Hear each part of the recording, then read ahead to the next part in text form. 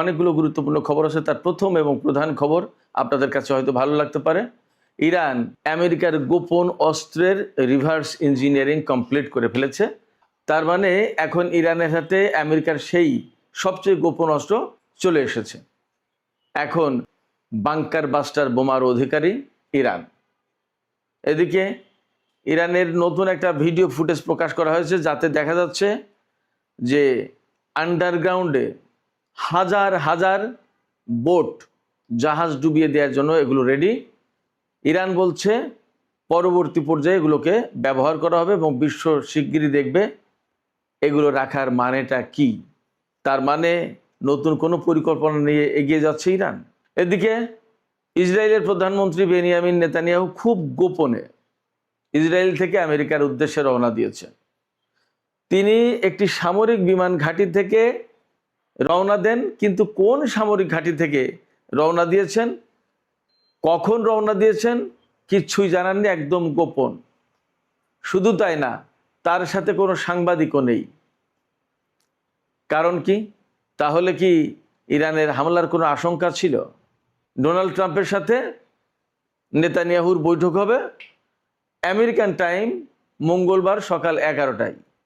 আপনাদের জন্য চমৎকার আরেকটি খবর হচ্ছে, এই বৈঠকে অর্থাৎ একই সময়ে ইউক্রেনের প্রেসিডেন্ট ভলোদিমির জেলেনস্কিও আমেরিকা যাচ্ছেন এবং ডোনাল্ড ট্রাম্পের সাথে তারও বৈঠক হবে।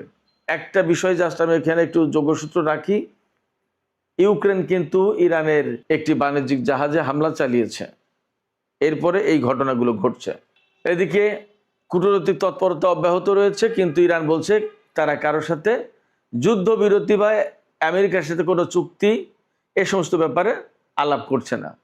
নতুন জরিপ বেরিয়েছে, রয়টার্সের চালানো জরিপ। সেই জরিপে দেখা যাচ্ছে প্রতি 3 জন আমেরিকান নাগরিকের মধ্যে 1 জন ইরান যুদ্ধকে সমর্থন করে, অর্থাৎ ইরানের উপরে আমেরিকা যে হামলা চালিয়েছে এটাকে সমর্থন করে 1 জন, আর 2 জন এর বিরোধিতা করে। সুপ্রিয় দর্শক, এই বিষয়গুলো নিয়েই মূলত এখনকার আলোচনা। আমি আশা করি আপনারা বিস্তারিত আলোচনার শেষ পর্যন্ত আপনারা সঙ্গেই থাকবেন। আর আলোচনা ভালো লাগলে নিশ্চয়ই লাইক, কমেন্ট, শেয়ার করবেন এবং চ্যানেলটি সাবস্ক্রাইব করে সাথেই থাকবেন। দর্শক, চলুন আমরা বিস্তারিত আলোচনা করি। প্রথমে আমি আপনাদেরকে ইরানের জন্য একটা পজিটিভ খবর দিয়েছিলাম, সেটা হচ্ছে GBU-39 SDB, এই যে বাংকার বাস্টার বোমা আমেরিকার, এটা হলো আমেরিকার সবচেয়ে গোপন অস্ত্র। এই বাংকার বাস্টার বোমা আমেরিকা ব্যবহার করেছিল ইরানের উপরে 40 দিনের যুদ্ধের সময়। ইরানের লোরেস্তান প্রদেশে এই বোমা ফেলে, কিন্তু একটি বোমা বিস্ফোরিত হয়নি। সেই বোমা ইরানের সামরিক বাহিনী খুব কার্যকরভাবে সফলতার সাথে ডিসম্যান্টেল করে, নিষ্ক্রিয় করার পর এই বোমা, যেহেতু গোপন জিনিস, আমেরিকার এত দামি জিনিস ইরানের হাতে পড়েছে, ইরান নিয়ে নিল তাদের ভান্ডারে। একদম নষ্ট করে দেয়নি, কিন্তু জাস্ট নিষ্ক্রিয় করেছে যাতে বিস্ফোরিত না হয়। আমি তখনই খবর দিয়েছিলাম যে আমেরিকার বাংকার বাস্টার GBU-39 বোমা ইরানের হাতে পড়েছে। সেই বোমার রিভার্স ইঞ্জিনিয়ারিং কমপ্লিট হয়েছে, অর্থাৎ এই যে বোমাটা আমেরিকা ব্যবহার করলো, ব্যবহার করার পরে বোমাটা ফাটলো না, বিস্ফোরণ হলো না, এবং ইরান তাকে সযত্নে ডিসম্যান্টেল করে নিজের নিয়ন্ত্রণে নিতে পারলো। তাহলে নিশ্চয়ই এর ভেতরে ত্রুটি বিচ্যুতি ছিল। সেই ত্রুটি বিচ্যুতিটা কি, সেইটা ইরান ফাইন্ড আউট করেছে। ফাইন্ড আউট করে এটাকে ঠিকঠাক করে আরও উন্নত সংস্করণ বানিয়েছে। এই উন্নত সংস্করণের নাম যে ইরান কি দিয়েছে এটা পরিষ্কার না, কিন্তু ইরান এখন রিভার্স ইঞ্জিনিয়ারিংয়ে মাস্টার। তারা তাদের কাজ সম্পন্ন করেছে সফলতার সাথে। এই বোমা এখন ইরানের ভান্ডারে। এই বোমা এখন চাইলে আমেরিকানদের বিরুদ্ধে, ইসরায়েলের বিরুদ্ধে, অর্থাৎ ইরান যুদ্ধক্ষেত্রে ব্যবহার করতে পারবে। এই বাংকার বাস্টার বোমা ব্যবহারের জন্য, অর্থাৎ ফেলার জন্য, শত্রুপক্ষের উপরে এই বোমা ফেলার জন্য বিশেষ কোনো প্রযুক্তির, বিশেষ কোনো বিমানের প্রয়োজন আছে কিনা সেটা একটা বিষয় বটে। তবে নিশ্চয়ই বাংকার বাস্টার বোমা যখন ইরানের হাতে চলে এসেছে, তাহলে তার ব্যবস্থাটাও, যদি বিশেষ কোনো প্রযুক্তির প্রশ্ন আসে, সেটাও করবে নিশ্চয়ই ইরান। এই বাংকার বাস্টার বোমা অহেতুক এমনি এমনি তারা রিভার্স ইঞ্জিনিয়ারিং করেনি, এটা আপনারা নিশ্চিত থাকতে পারেন। আমি মাঝখানে একটু কথা বলেছি যে রিভার্স ইঞ্জিনিয়ারিংয়ে মাস্টার ইরান কেন বলেছি এই কারণে, দেখেন আমেরিকার খুবই গুরুত্বপূর্ণ ড্রোন 2012 সালে সম্ভবত বা 11 সালে, আমি তখন ইরানে, এই গুরুত্বপূর্ণ একটা ড্রোন, তার নাম হচ্ছে RQ-170 সেন্টিনেন্টাল। এই ড্রোন আফগানিস্তানের বাগরাম বিমান ঘাঁটি থেকে আমেরিকা উড়িয়েছিল, তখন আফগানিস্তান আমেরিকার কন্ট্রোলে। বাগরাম ঘাঁটি থেকে উড়িয়ে ইরানের ভেতরে দিয়ে এই ড্রোন দিয়ে ইরানের অনেক গুরুত্বপূর্ণ তথ্য উদ্ঘাটন করবে, গোয়েন্দাবৃত্তি চালাবে। যখন ইরানের আকাশে এই ড্রোন চলে গেছে, একেবারে সাথে সাথেই ইরানের সামরিক বাহিনী সেই ড্রোন ট্রেস আউট করেছে, শনাক্ত করে হ্যাক করে ফেলেছে। হ্যাক করে একদম আস্ত নিরিবিলি নামিয়ে নিয়েছে, ইরানের ভান্ডারে নিয়ে নিল। তখন বারাক ওবামা ক্ষমতায়।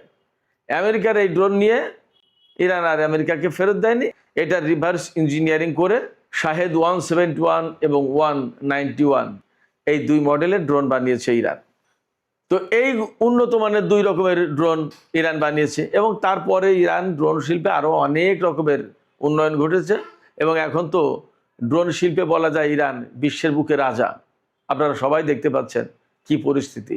ড্রোন এবং ক্ষেপণাস্ত্র দিয়েই আমেরিকা এবং ইসরায়েলের মতো দুটো শক্তিকে একেবারে কাট করে দিয়েছে, নাস্তানাবুদ করে দিয়েছে। এটা তো আমার কথা না, দেখতেই পাচ্ছেন তো কি পরিস্থিতি। 2 দফা 3 দফা যুদ্ধ করলো আমেরিকা, কিন্তু লাভ কিছু হয়নি। এদিকে আরেকটু গুরুত্বপূর্ণ খবর অস্ত্র সংক্রান্ত, আমি সেই খবরটা দিয়ে তারপরে অন্য আলোচনায় যাই। সেটা হচ্ছে গতকালকেই নতুন করে একটা ভিডিও ফুটেজ বের হয়েছে। সিটি, যেহেতু ছোট ছোট বোট, হাজার হাজার বোট সেখানে, এবং যেহেতু বোট সমুদ্রে চলাচলের প্রশ্ন, অতএব এই আন্ডারগ্রাউন্ড সিটির সাথে সমুদ্রের কানেকশন আছে, আপনারা নিশ্চিত থাকতে পারেন।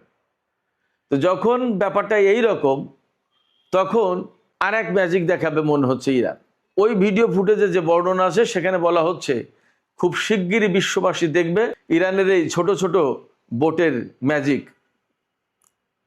কিভাবে আমেরিকার যুদ্ধ জাহাজ ডুবিয়ে দিতে হয় সেটা দেখা যাবে।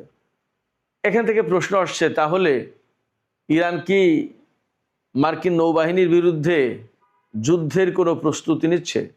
কিছুদিন আগে কিন্তু ইরানের IRGC ঘোষণা করেছিল যে মার্কিন নৌবাহিনীর বিরুদ্ধে যুদ্ধের বা তাদের বিরুদ্ধে অভিযান চালানোর একেবারে 0 আওয়ারের কাছাকাছি ইরান। পরে সেই বড় অভিযান কিন্তু আমরা দেখিনি, এখনো শুরু হয়নি। তাহলে কি সামনে সেই অভিযানের বিষয় রয়ে গেছে বা আসছে এমন কোনো কিছু?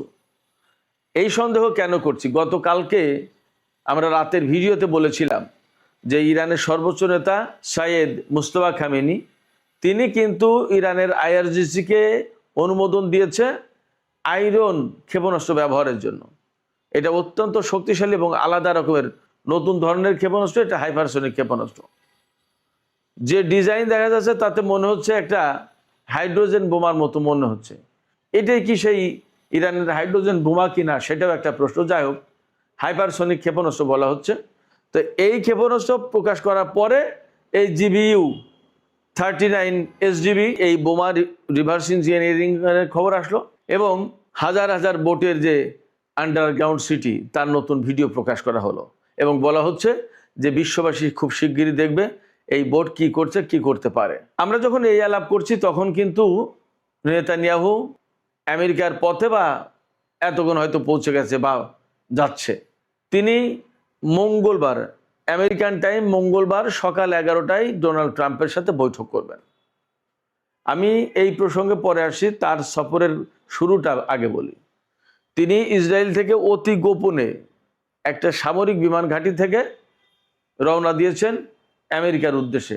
কাউকে কোনো কিছু বলেননি, যাবার আগে সাংবাদিকদের সাথে কথা বলেন তা বলেননি, তার সাথে কোনো সাংবাদিক নেই, এবং কোন বিমান ঘাঁটি থেকে তিনি রওনা দিচ্ছেন সে কথা কিছুই জানানো হয়নি, অর্থাৎ কোনো কিছু পাবলিক করেন, অত্যন্ত গোপনে।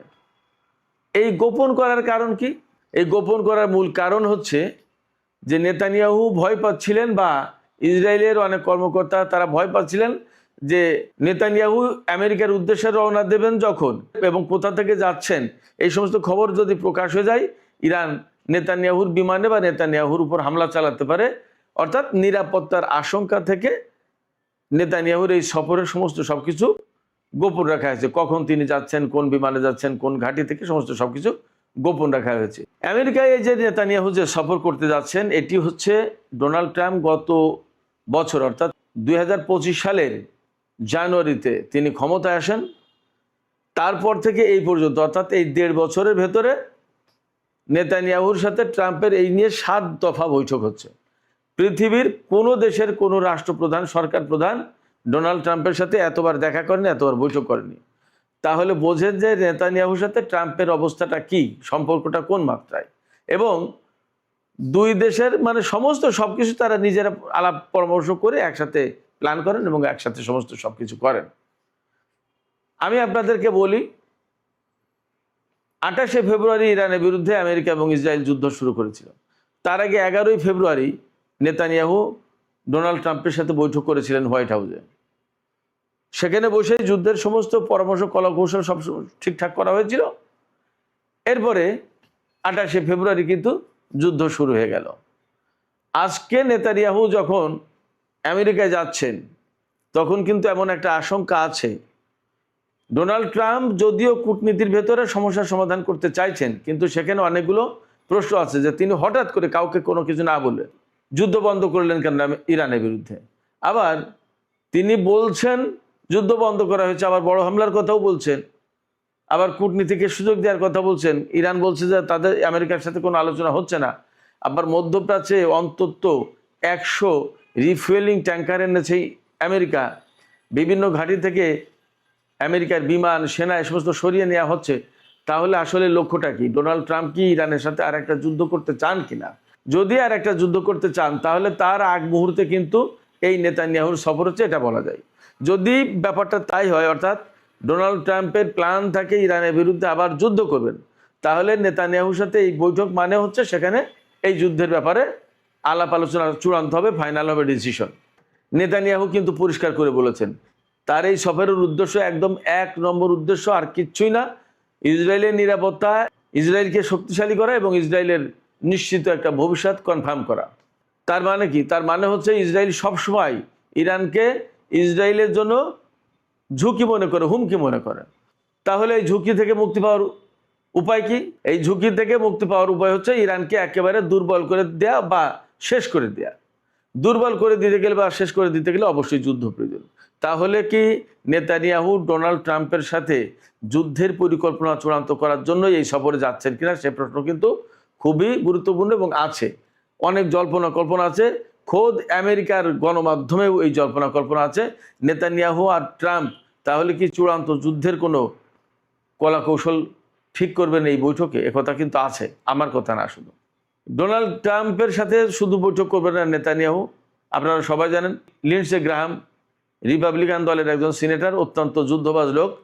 তিনি ইসরায়েলের পক্ষে সবসময় ছিলেন এবং ইরানের বিরুদ্ধে হামলা যুদ্ধের ব্যাপারে সবসময় সাপোর্ট করেছেন। তিনি মারা গেছেন কয়েকদিন আগে, আপনারা জানেন ইউক্রেন সফরের থেকে ফেরার পরেই মারা গেছে বলে বলা হচ্ছে, কিন্তু অনেক নানান রকমের কথা আছে, উনি নাকি ইউক্রেন নিয়ে মারা গেছেন, নানান কথা আছে। তো সেই যে লিন্ডসে গ্রাহাম মারা গেছে আরও বেশ কয়েকদিন আগে, তার শেষকৃত্য অনুষ্ঠান হবে। এই শেষকৃত্য অনুষ্ঠানেও যোগ দেবে নেতানিয়াহু। নেতানিয়াহু একদম পরিষ্কার করে বলেছে লিন্ডসে গ্রাহাম ছিল ইসরায়েলের গ্রেট ফ্রেন্ড, সবচেয়ে মহান বন্ধু, সব সময় সব ব্যাপারে নেতানিয়াহুকে বা ইসরায়েলকে সমর্থন করেছে এই লিন্ডসে গ্রাহাম। তার শেষকৃত্য অনুষ্ঠানে যোগ দেবে। এই সফরের সময় ইউক্রেনের প্রেসিডেন্ট ভলোদিমির জেলেনস্কিও ডোনাল্ড ট্রাম্পের সাথে বৈঠক করবেন, অর্থাৎ নেতানিয়াহু এবং জেলেনস্কির সাথে একই টাইমে অথবা পাশাপাশি টাইমে ডোনাল্ড ট্রাম্প বৈঠক করবে। আপনারা সবাই জানেন গত পরশুদিন 2 দিন আগে